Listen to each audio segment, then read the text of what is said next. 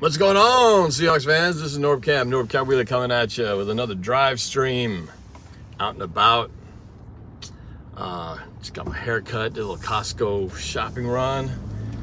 Getting ready for Monday Night Football tonight. And was just thinking ahead about this game. I feel like it's been forever since the Seahawks have played. It's what it feels like when you have a bye week. Especially when you lose before your bye week. Makes it feel extra long.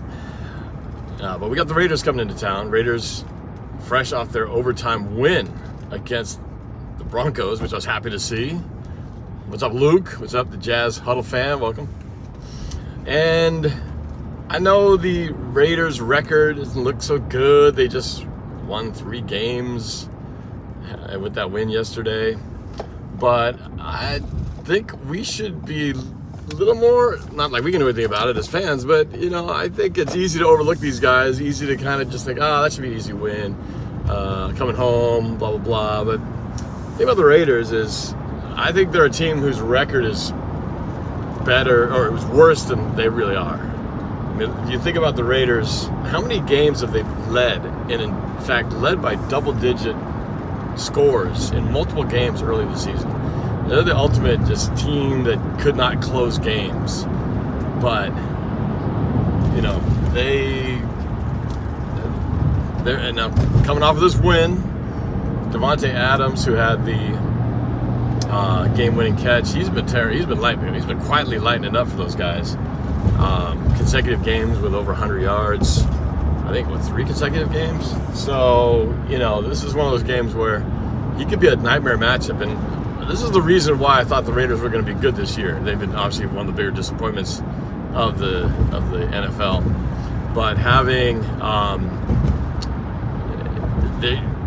Carr and him are starting to have that connection, you know, and if those guys start getting heated up, we've seen what Davante Adams has done to us in the past when he was a Packer. And, you know, the last thing we want to do is start seeing that connection get lit up.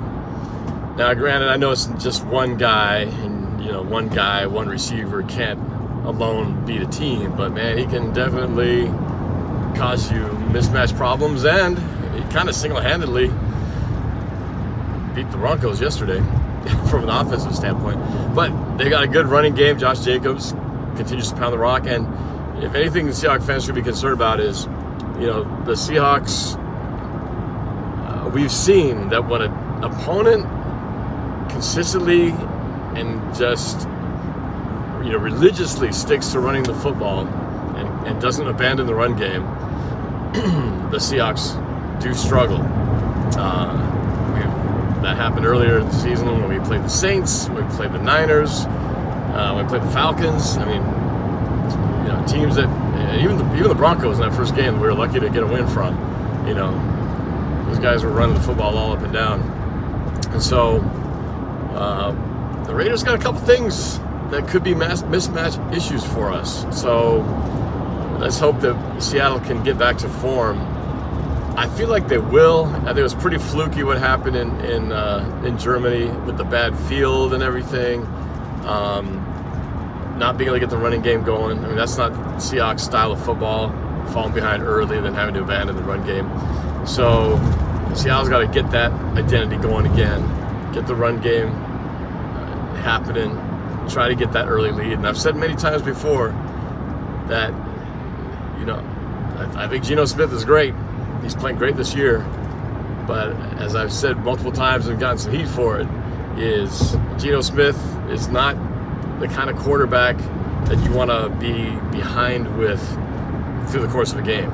You want him to be the type of team that establishes the run game, get a lead, and protect the lead, and build on the lead. That's what he's really good at.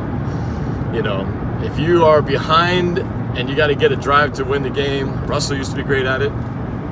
All that's gone now, but watching Patrick Mahomes yesterday on Sunday Night Football, and that dude, less than 2 minutes to go, you know, length of the field, you just knew he was going to get it. He was like, oh man, too much time. This guy's got way too much time to get down the field. He does it like so quick, and one of the best.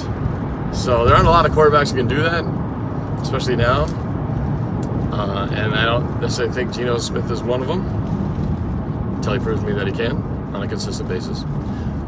So that being said, the Seahawks need to get back to doing what they were doing great before, working the tight ends, running the football, and the defense has just got to be decent at stopping the run.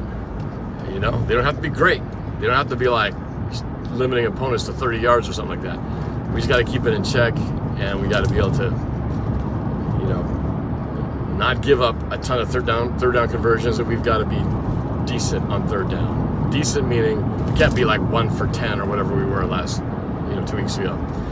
We've got to be at least in that 50% clip, preferably, and keeping the opponent to that or less. So,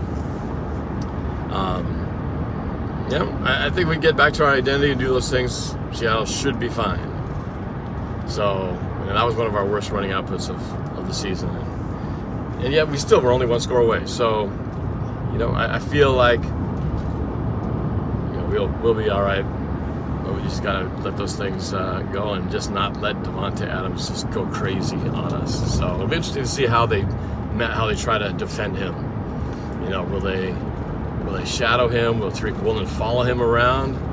Because, the good thing is DeAndre Hopkins is a lot like Davante Adams in the sense of that number 1 receiver threat. We shut him down pretty good when we played the Cardinals last time. So if we can neutralize him, keep him to that sort of yardage, sub 100, preferably, in more the 50-yard variety. I think if we can keep Davante Adams to below 100 yards, minimize him to maybe 1 touchdown catch, and if we can flip it the other way and rush for over 100 yards and get at least 1 rushing touchdown, I feel like we'll be in good shape for this game.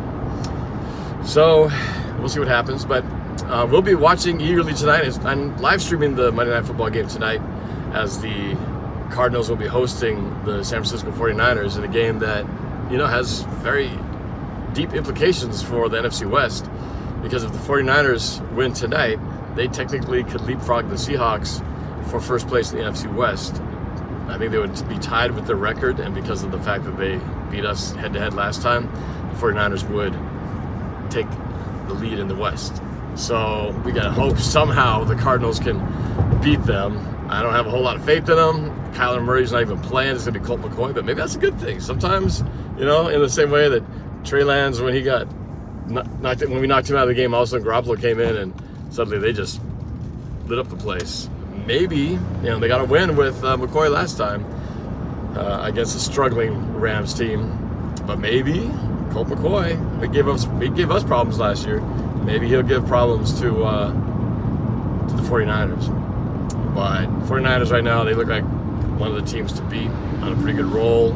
The more healthier they get, the stronger they get, and they've got weapons. They got weapons on both sides of the ball. So I don't know how the Cardinals are going to be able to stop them, but we can just hope for some fluky things to happen. Maybe some turnovers here, fluky stuff like that. DeAndre Hopkins is also dealing with a hamstring issue, but I believe he will play. So at least they got some weapons there, but no Kyler Murray.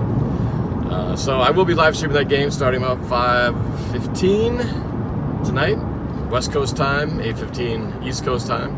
So if you want to join me in chatting it up, talking about this game, it'll be kind of fun rare to be rooting for the Cardinals, but in this case, got to root for the team that's going to help yours. So join me on the stream tonight if you'd like to have a little fun co-watching this game together.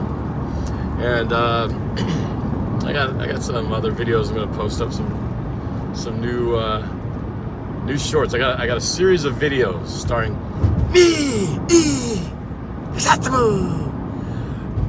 He's going to be making some appearances later. So and a little bit of videos in preparation for the Raiders game as well. So, and of course on Sunday we'll be back in the building, back in the Lumen. So I'll be live streaming that game. Can't wait. Feels like it's been an eternity. So looking forward to that. We of course got a short week this week. It is of course Thanksgiving week. So I know lots of people. Everybody's got plans to get together with family and things like that. So it'll be fun to get together, celebrate. My parents back in town now. I will be doing something on Thursday. So Drunk Squidward says Cardinals need to, what do you say? Need to sack Jimmy G and force turnovers. Damn straight. So, yeah, turnovers. That's going to be the key, I think. As we know, that can completely swing the tide of the game. That's what happened to us, and we almost capitalized on it last week against Brady and company. We got 2 interceptions on them. One against Brady, one against the running back. But we had one costly fumble of our own, which we know really hurt the Seahawks' chances of winning that game. So, got to keep the penalties and the turnovers to a minimum. So, yep, it's gonna be fun though. It'll be great to be rocking it with the 12s on Sunday. Again, I'll be sitting with my childhood pal Rob, who's been a lifelong Raider fan. We haven't been to a game together in a long time, so he'll be coming up, sitting with me during that game. So I'm looking forward to watching that together. But yeah, outside of that, that's really it. So I hope you guys are off to a good week, a short work week and school week for a lot of you guys. And again, reminder, just join me tonight. We'll have some fun watching the Monday Night Football game tonight and rooting for the Cardinals to try to get something done today. All right, that is it. So I'll talk to you guys soon, hopefully tonight. Have a great rest of your week, and go Seahawks, baby. Later.